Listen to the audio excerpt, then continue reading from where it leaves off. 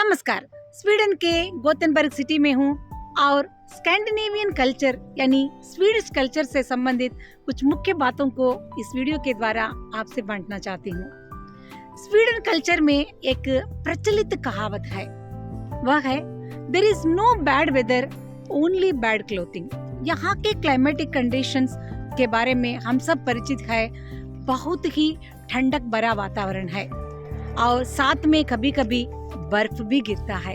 ऐसे ठंडक भरे वातावरण में अक्सर हम लोग गर्मा गर्म कॉफी या चाय पीकर विश्राम करना पसंद करते हैं, जबकि स्वीडिश पीपल ऐसे वातावरण में ही सही सुबह से लेकर शाम तक अपने सारे के सारे कार्यक्रम सुचारू रूप से करते रहते हैं। और उनके अनुसार प्रकृति को हम काबू में नहीं रख सकते। प्रकृति में चाहे बारिश भी क्यों न हो, यानी बर्फ भी क्यों न गिर रहा हो, कुछ भी क्यों न हो, उनको समय पर अपना काम करना चाहिए।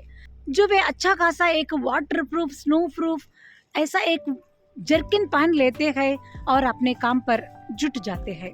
बात यहीं तक सीमित नहीं होती।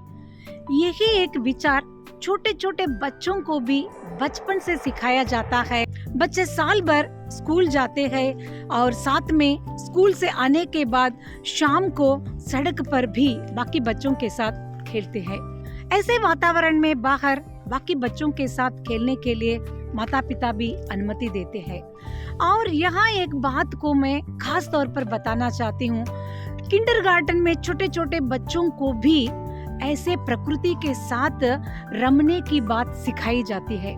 यूं तो एकेडमिक्स के साथ साथ बच्चों को मेंढक पकड़ना, पेड़ पर चढ़ना और छोटे छोटे पडल्स में उछलना कूदना ये सब सिखाया जाता है। और बच्चों को प्रकृति के साथ रमने का जो आनंद बचपन से सिखाया जाता है और उनके अंदर ऐसा एक थॉट इन्फ्यूज किया जाता है कि प्रकृति में जिस तरह से ऋतुएं बदलते हैं, ठीक वैसे ही जीवन में भी अनेक ऐसी स्थितियों को हमें एक्सेप्ट करना होगा। चाहे बारिश भी क्यों न हो, चाहे सर्दी भी क्यों न हो, या स्नो यानी बर्फ भी गिर रहा हो, वे लोग रोज शाम को सड़क पर खेलते हैं। स्वीडन के कल्चर में प्रकृति को जीवन का अहम हिस्सा मानते हैं और प्रकृति के साथ रमने में जो आनंद है वे भरपूर उठाना चाहते हैं।